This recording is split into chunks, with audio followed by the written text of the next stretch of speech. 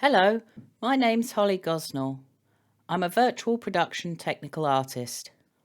Welcome to this tutorial for creating axis bindings for a gamepad's joysticks to control movement of your DragonFly virtual camera. DragonFly allows you to configure an input device like the companion app's on-screen controls or hardware joysticks or gamepads for easy control over DragonFly's behavior. DragonFly comes with a default binding out of the box for GameVice. If you don't have a GameVice, configuring it yourself is quick and straightforward, and we're going to go through this process now. I currently have the DragonFly companion app on my iPhone, a wireless Xbox controller, and an iPhone to Xbox controller mount. If you are not using a hardware solution and instead are going to use the joysticks and buttons added to the viewport of the companion app, the same steps would be followed. In the DragonFly window, setting up bindings can be found in the movement scaling section here or from the menu bar here. In the joystick bindings window, we'll start by setting up bindings to control the movement of the virtual camera. And we do that by clicking New Axis Binding. I'm going to create 3 of them. One for forwards backwards movement, one for left and right, and one for up and down. So if we go into this one for forwards and backwards and go down to the axis details, we can see that this says forward movement. It says forward movement, but it will also bind for the inverse backwards movement. I'm going to name this one in relation to my Xbox controller. So I'm going to call it left joystick up. If we move on to our next one, and the movement, we're going to do the right-left movement on this one. I'm going to call this left joystick right. Moving on to our last one, I'm going to have this for up and down. So I'm going to call this right joystick up. By default, these bindings are in local space, but you can change this here. Local up aligned means that even if your camera is tilted, rolled, or dutched, the axis movements of the joysticks will occur on a fixed horizontal plane.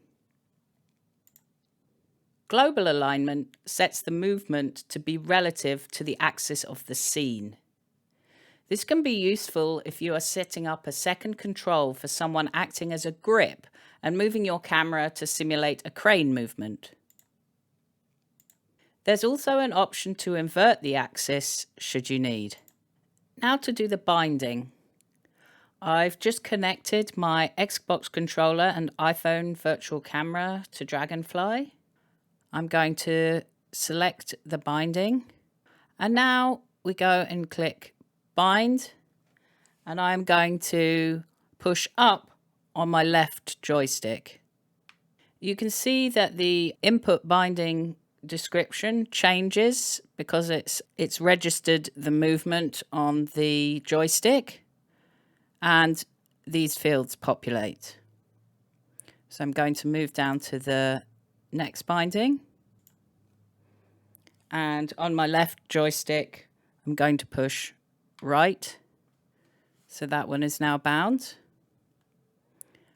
Moving down to the last one, clicking bind, and I'm pushing the right joystick up. Now, if we go into our DragonFly viewport, we can see that I'm just moving the joysticks right now. We can see that the bindings are active and working.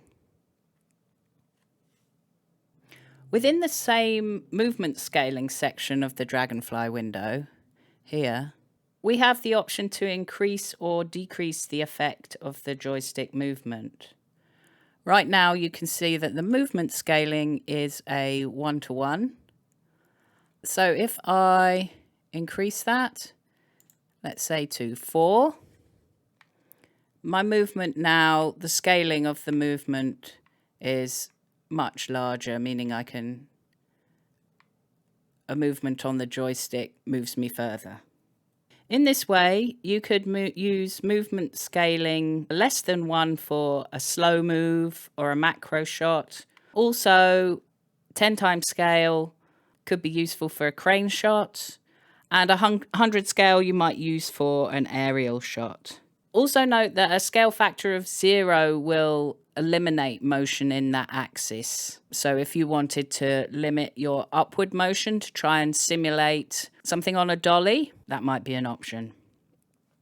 You also have the option here to change the joystick speed. Following this axis binding setup, please refer to the action binding tutorials if you would like to use your gamepad buttons to trigger DragonFly actions.